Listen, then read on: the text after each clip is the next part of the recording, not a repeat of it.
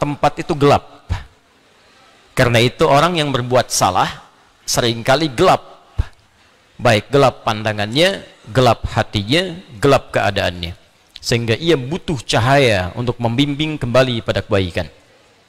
Cahaya yang menerangi kita dari hal-hal yang gelap disebut nur namanya. Karena itu Allah ketika memberikan bimbingan kepada orang-orang yang ingin keluar dari kegelapan, salah tempat, lisan tempatnya untuk bicara yang baik. Karena itu di Al-Quran dilarang kita bicara yang tidak baik. Ya ayyuhalladzina amanu la yashar qaumin qaum. Quran surah ke-49 ayat 11 misalnya. Hai orang-orang yang merasa punya iman, jangan gunakan lisanmu untuk saling mencela, karena itu tak baik. La yaghtab ba'dukum ba'da. Jangan gosip, karena itu tak baik. Karena itu Nabi mengarahkan lisan pada fungsi yang baik-baik. Man kana yu'minu billahi wal yawmil akhir falyaqul khaira aw liyasmut. Siapa yang merasa beriman kepada Allah dan yakin ia akan dihisab di hari kiamat, maka gunakan lisan yang akan dihisab itu supaya ringan hisabnya untuk bertutur yang baik-baik. Tak mampu, dia diam. Nah, kalau tak mampu berkata yang baik, diam. Seharusnya pilihan cuma dua. Tapi kadang lisan digunakan bukan pada tempatnya, sehingga lisan merasa gelap. Harusnya berkata baik, berkata yang tidak baik. Harusnya mencinta, kemudian mencela. Ya, harusnya lembut, kemudian kasar. Nah, itu bukan pada tempatnya, sehingga lisan gelap untuk mencari kosakata yang baik. Di orang kalau sudah terbiasa berkata yang tidak baik, maka lisannya gelap untuk menemukan kosakata yang baik. Sehingga untuk bicara yang baik itu aneh. Makanya sekumpulan preman itu susah bicara yang baik. Jadi kalau ada orang preman kumpul, terus yang satu bicara assalamualaikum akhi, heboh tuh satu preman. Karena aneh, asing. Sama persis mata ketika digunakan melihat pada yang baik, lalu salah tempat melihat yang tak baik, itu begitu digunakan melihat yang baik lagi gelap, nggak bisa. Jadi melihat masjid nggak ada getaran, melihat orang mengaji tidak ada sentuhan, melihat perempuan berjilbab jadi anti, melihat laki-laki pakai gamis seperti melihat teroris misalnya. Nah, ini menunjukkan pandangannya gelap. Karena selalu digunakan melihat hal-hal yang kurang baik. Ketika gelap ini ingin mendapatkan bimbingan kembali pada jalan yang baik, maka dia membutuhkan cahaya disebut dengan nur. Dan tidak ada dalam acuan kehidupan kita satu hal bimbingan untuk mendapatkan nur kecuali sumbernya hanya dari Allah Subhanahu wa ta'ala, yang bahkan menyebut dirinya dengan sumber nur. Allahu nurus samawati wal. Ketika Anda ingin mendapatkan bimbingan yang sempurna, mendampingi, memerhatikan, menyayangi, maka dalam bahasa Arab salah satunya disebut dengan wali namanya. Karena itu orang tua disebut wali bagi anaknya, karena orang tua memerhatikan, menyayangi, mendampingi walaupun sifatnya terbatas. Guru kenapa disebut dengan wali? Wali murid. Karena guru peduli dengan siswanya. Karena itu tidak layak seorang guru disebut dengan wali kalau tak punya kepedulian pada anak didiknya. Cuman datang sekedar mengajar, formalitas datang ke sekolah, mengajar dan pulang, tak peduli dengan keadaan anaknya. Dia tak layak disebut dengan wali. Jika Anda ingin mendapatkan wali yang sejati, mengembalikan pada cahaya, maka sumbernya hanya Allah Subhanahu wa ta'ala. Maka Allah kemudian menyampaikan langsung dalam Al-Quran surah kedua Al-Baqarah ayat 257 itu.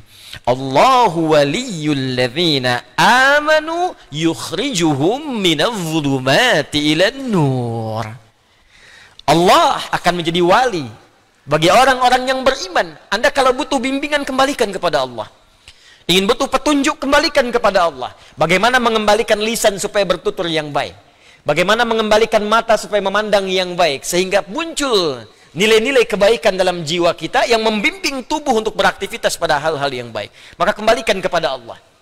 Nah, sumber untuk mendapatkan semua petunjuk Allah itu dari Al-Quran. Dari Al-Quran diturunkan pada Nabi Muhammad sallallahu alaihi wasallam dengan sempurna, disampaikan kepada umat untuk mendidik keluar dari kegelapan menuju cahaya-cahaya kebaikan. Karena itu Nabi memberikan garansi dalam satu hadis yang diriwayatkan Al-Imam Al-Bukhari, seperti sering saya sampaikan, dari Abu Abdurrahman As-Sulami tersambung kepada Uthman bin Affan radhiyallahu taala anhu dan Ali bin Abi Thalib karamahullahu wajhah. Anin Nabi sallallahu alaihi wasallam qala khairukum man ta'allama al-Qur'ana wa 'allamah. Yang terbaik di antara Anda adalah orang yang mau mengaji Al-Qur'an, mempelajarinya, lantas mengamalkan itu dalam kehidupan. Maka garansinya langsung dari Allah Subhanahu wa taala dan diberikan bukti yang sangat spesifik. Saya sering ilustrasikan Al-Qur'an bukan diturunkan di Romawi pada masanya yang sudah maju.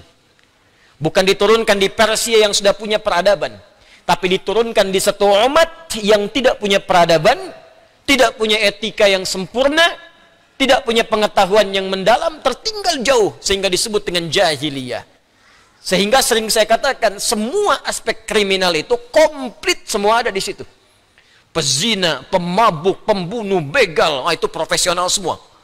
Dan tiap hari, setiap detik, tidak ada kehidupan jahiliyah kecuali dengan maksiat.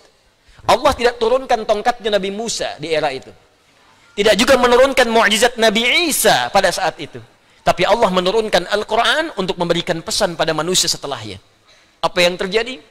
Para pemabuk itu berubah menjadi orang-orang terbaik yang gemar menunaikan salat. Para pezina berubah jadi orang-orang terbaik yang benar, yang gemar kemudian untuk menjadi dermawan. Dia suka memberi, dia suka berbagi, dan semua berubah. Sehingga naik status dari jahiliyah bertransformasi menjadi khairu ummah. Turunlah Quran surah ketiga Ali Imran ayat 110 itu.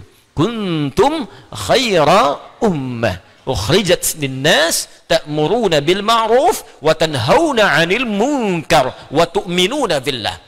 Yang tadinya ta'muruna bil munkar wa tanhauna 'anil ma'ruf berubah sekarang. Ta'muruna bil ma'ruf setelah turun Quran, hobinya pada ma'ruf kebaikan dan menjauh dari segala kemungkaran. Di sekarang hobinya yang ma'ruf, yang mungkar ditinggalkan. Itulah keindahan Al-Quran. Karena itulah saya ingin mengajak kita semua, khususnya di bulan yang mulia Rajab ini, ketika Allah menurunkan satu ayat langsung untuk memuliakan bulan-bulan hurum yang 4. Ya, Dzulqa'dah, talatha mutawaliyat. Hadis dari Nabi sallallahu alaihi wasallam an Abi Hurairah, qala Rasulullah sallallahu alaihi wasallam bima ma'na qala inna az-zamana qad istadara ka hay'ati. Ya, ka hay'atihi. Sungguh zaman itu akan berputar seperti awal mulanya. Yauma khalaqas samawati wal arda minha arba'atun hurum. Sejak Allah menetapkan penciptaan langit dan bumi sudah diatur. Setahun ada 12 bulan. Ya, dari setahun itu ada 12 bulan. Dari 12 bulan ada 4 bulan yang istimewa.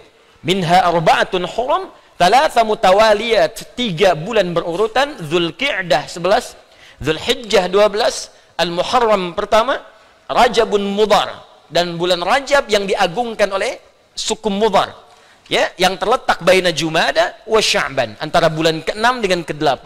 Bulan yang ke-7, bulan Rajab, masuk bulan Hurum. Kaidah pertama yang disebutkan dalam Al-Quran, kalau sudah masuk bulan Hurum, terutama Rajab yang sekarang kita berada di dalamnya, maka kaidah Qurannya surah 9 ayat ke-36. Fala tazlimu fihinna anfusakum. Ayat lengkapnya, Inna iddatash syuhuri 'indallahi 12 syahran fi kitabillah yauma khalaqas samawati wal arda minha arba'atun hurum. Dzalika ad-dinul qayyim fala tadhlimu fihinna anfusakum. Kata Allah, keluar dari kezaliman. Evaluasi diri. Ayo, sekarang sudah masuk tanggal 17. Dan Rajab disebut oleh para ulama sebagai pembuka bulan-bulan baik. Sya'ban baik. Karena itu Nabi rajin puasa di bulan Sya'ban. Ya, banyak puasa sunnah di bulan Sya'ban. Ya, disebutkan dari Sayyidah Aisyah radhiyallahu taala anha, kata beliau, saya tak pernah melihat Nabi sallallahu alaihi wasallam menyempurnakan puasa sebulannya kecuali di Ramadan dan memperbanyak puasa sunnah kecuali di Sya'ban. Ramadan bulan mulia 9-nya. Syawal bulan istimewa 10-nya. Dzulqa'dah bulan hurum. Dzulhijjah bulan haji istimewa. Al-Muharram istimewa masuk bulan haram. Bayangkan 6 bulan berurutan, Sya'ban, Ramadan, Syawal, Dzulqa'dah, Dzulhijjah, Al-Muharram. Apa bulan pembukanya? Rajab.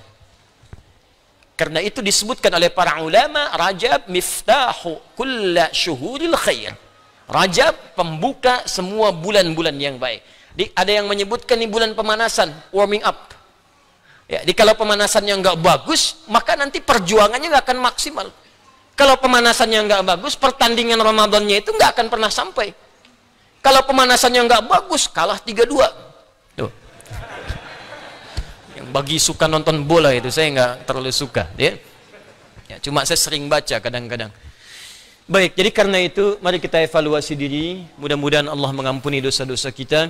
Dan semoga kita diberkahi di bulan ini untuk mengerjakan banyak yang baik-baik.